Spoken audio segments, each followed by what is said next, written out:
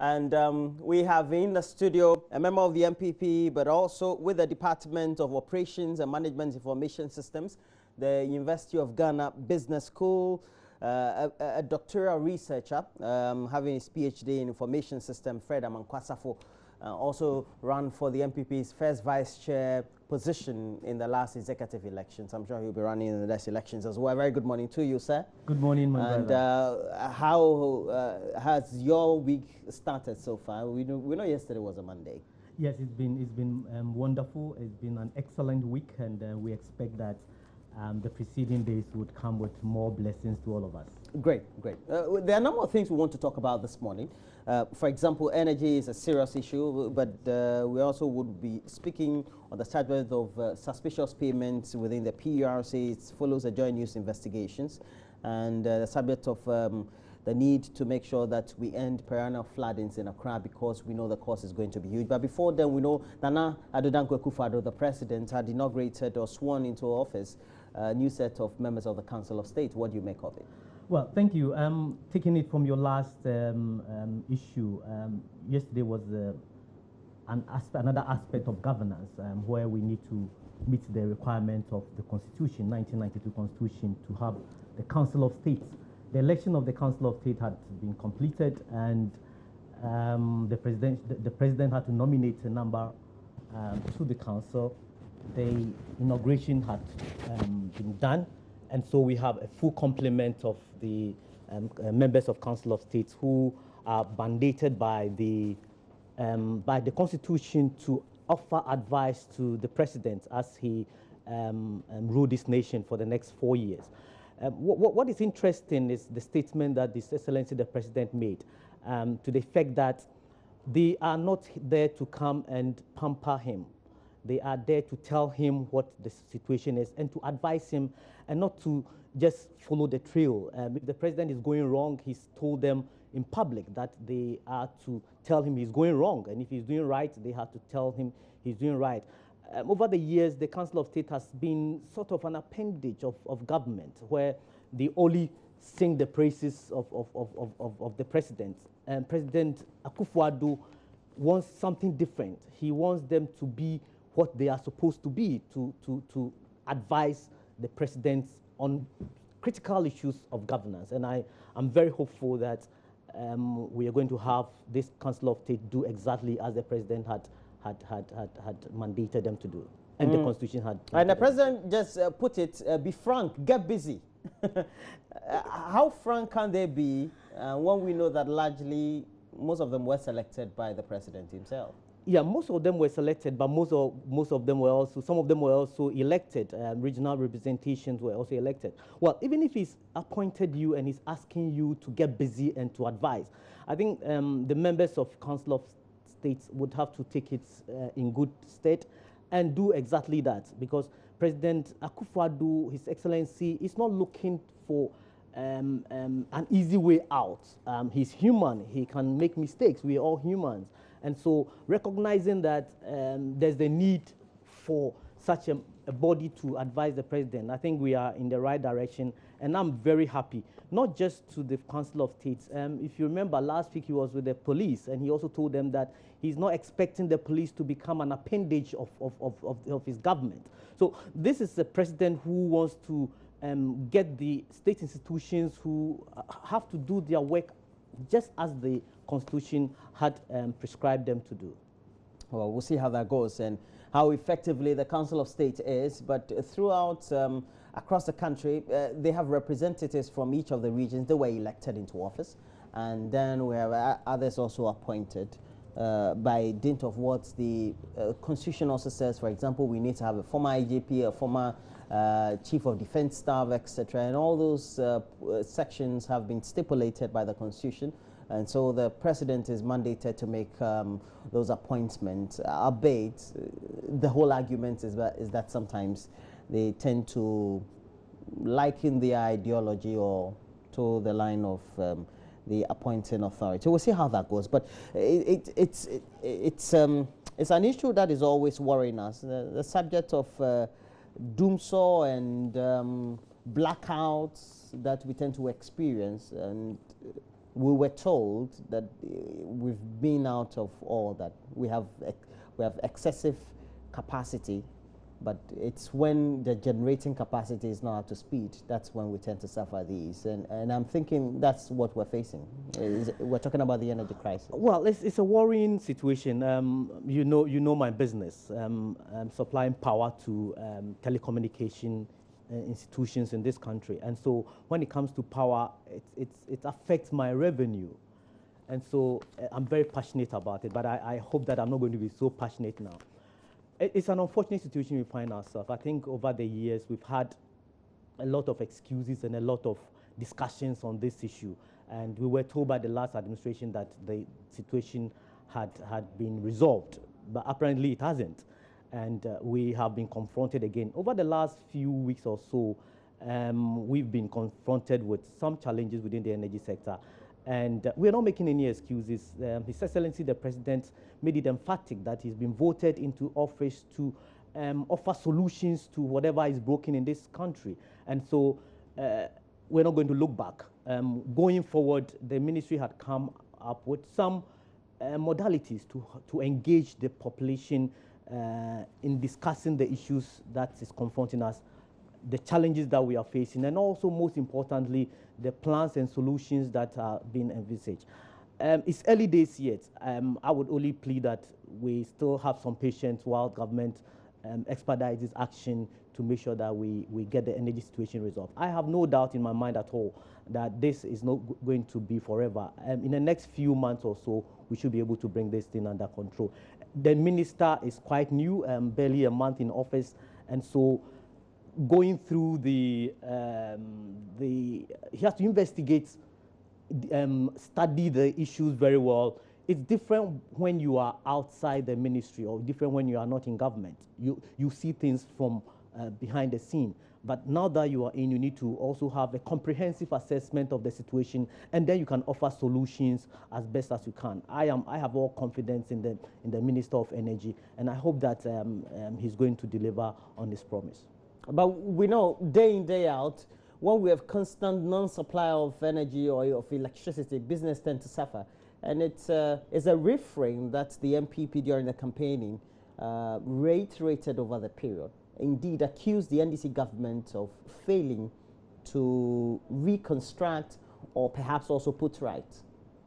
Well, that's so, and I have no apologies for doing that. I was very critical of the ex-president for his inability to resolve the energy crisis. We went through the energy crisis for close to 3 to 4 years, and you cannot accept, nobody can accept that a particular situation will persist for that long. And so be it as it may, we are here. Even if we have to construct, we need to engage investors, and even if government, the budget has not been read. Government can, unless you're doing something on some modalities, but otherwise we have to go to Parliament to get budget accepted before we can start spending. But in the meantime, efforts are being put in place to ensure that the current situation that we find ourselves will be resolved in a not too distant future. Yeah. Well, I don't know whether I agree with you about the fact that the budget has not been read, you can spend. And I know that the Ghana state has to run and government is a continuum. But be it as it may, realistically, how a difficult situation do you think that many entrepreneurs, manufacturing firms, and the whole general industrial community is facing?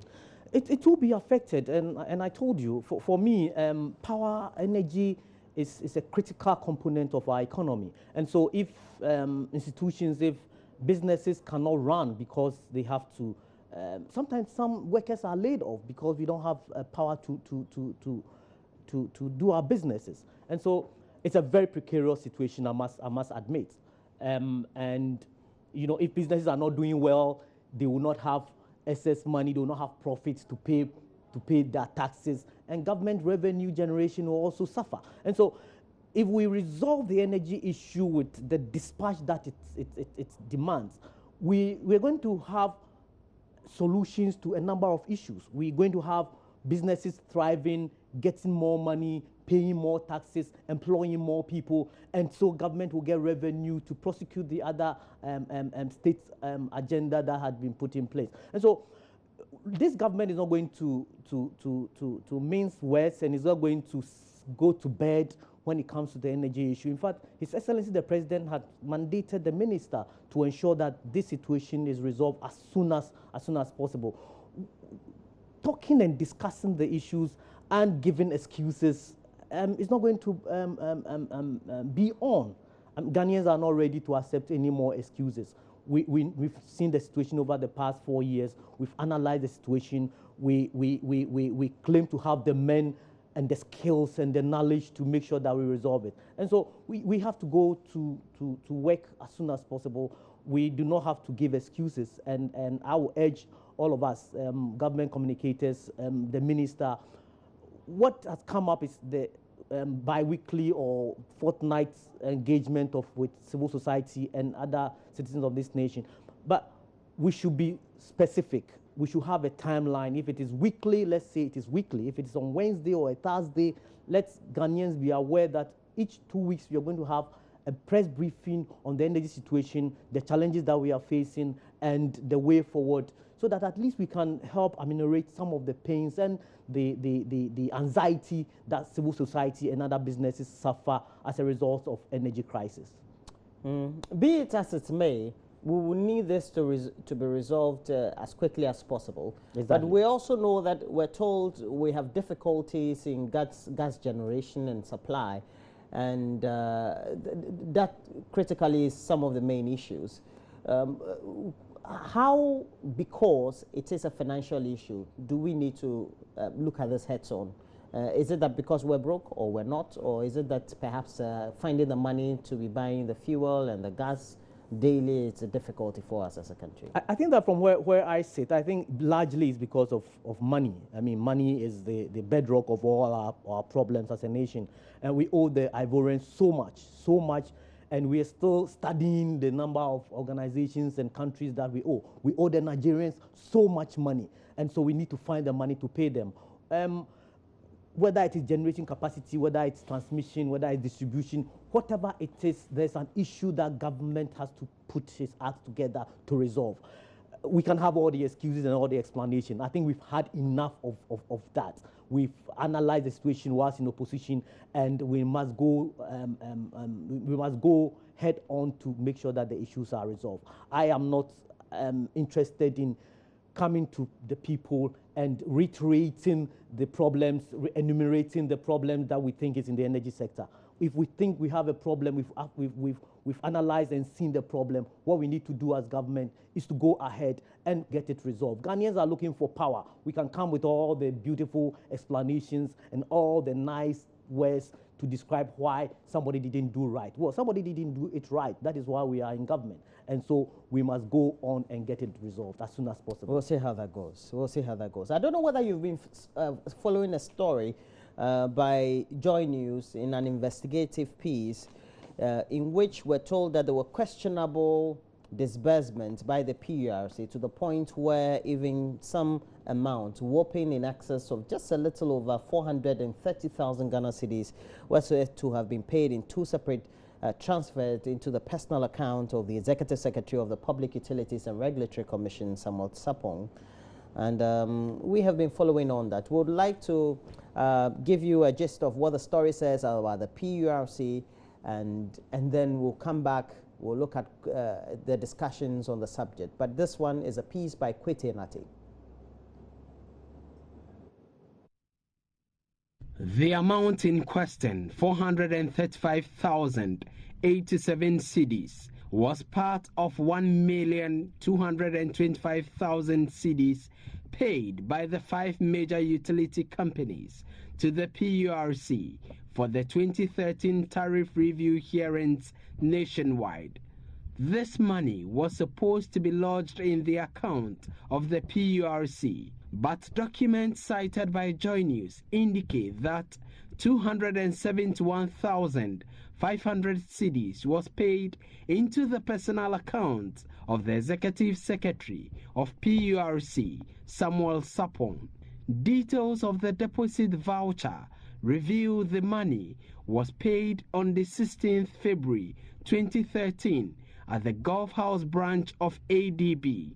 Former head of finance at PURC, Isaac Hassan, who made the payment into the account, said he did this on the instructions of the executive secretary. I'm only an employee and I take instructions. There was a workshop that money needed to be transferred, and the chief executive volunteered that the money should be paid into his account. So he gave us the account number and the branch to pay in. And I did just that as a lawyer worker. Under what circumstances did the chief executive ask you to go and pay the money into his account? The workshop was taking place on a Saturday, and as at Friday by about 5 p.m. we had not got the money. So we took this money and paid in on a Saturday into that account. The account is not for me. How could I have just walked in and pay money into somebody else's account without instruction? It is not possible. I'm a professional. A second payment of 163,587 cedis was also made into Mr. Sapon's Gulf House account on the 7th June 2013.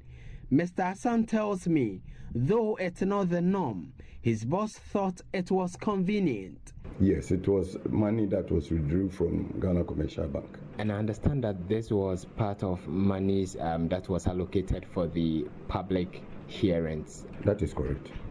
So such a money, how does a chief executive get someone to pay monies meant for a certain program into his personal account? Is that the norm? No, it was just, I would say, a convenient way of conveying the money on a weekend. In 2015, 1.7 million cedis was paid by the utility companies to support the major tariff review hearing nationwide.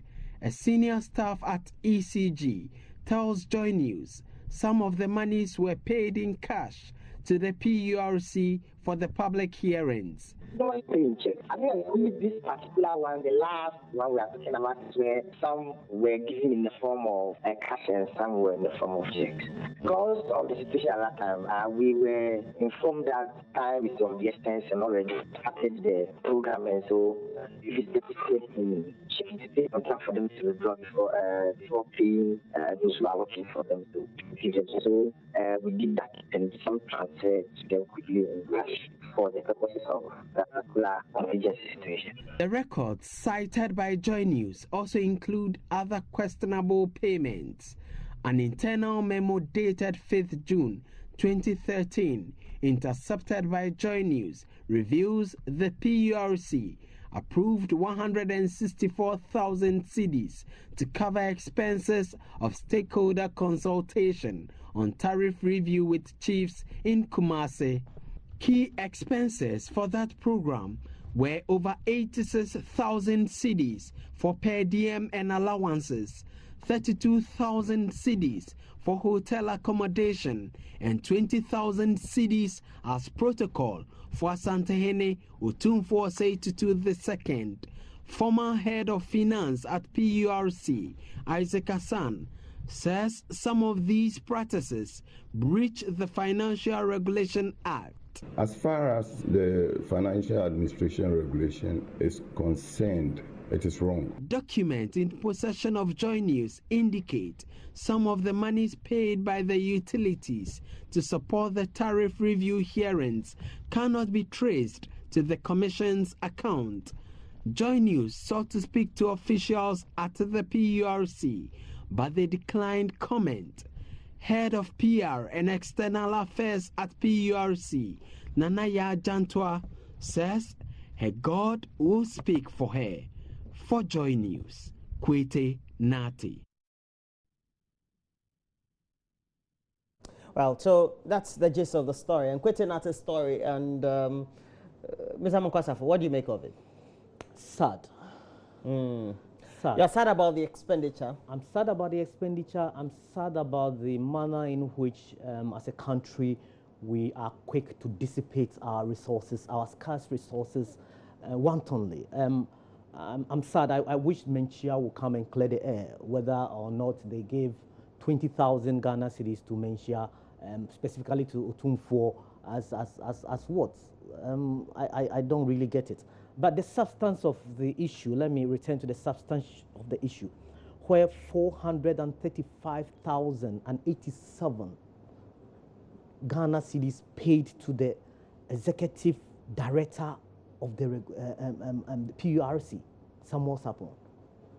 For me, we can't. What would be the reason? Because of convenience? Because it's a Saturday? Well, this makes my research proposal rather interesting. I want to see a cashless society where cash will not be used. Yes, let the money be in the accounts, let the money be at the bank, but we can still use our mobile phones. The debit cards, etc. Yes, let's have a cashless society so that, I mean, whoever is you're supposed to in pay. Africa? Yeah, we can do that. Dreaming of an utopia. We are doing. We have to do that, and but that is what I really want to get done in this country and other parts of Africa, where we have as much as possible reduce the transaction where we use paper cash, a lot of cash. We have to go into a digital money and cashless society. That is what I would really recommend, because that is the only means by which we can have a trail of monies that have been used. If executive director can direct an employee to deposit money, and not once, twice into his accounts because it's a Saturday in 2003, I'm sure that this is just 2013. 2013. I'm sure that this is just the tip of the iceberg. I'm sure that when forensic audit is undertaken at the commission, a lot more of this issue would come out. But kudos to Joy News. You've made wonderful investigation, and this is very important. The Office of the Special Prosecution comes to mind readily, and I hope that we are going to go after monies that had been used wrongly, monies that were given to people who didn't deserve to receive them. These are huge amount of money. Whilst Ghanaians were crying for reduction in energy tariffs, the regulator, who is supposed to engage the producers of power to help Ghanaians at least reduce the cost of energy, is doing this. Is asking his monies to be paid into his personal account. I really don't get it. I don't understand.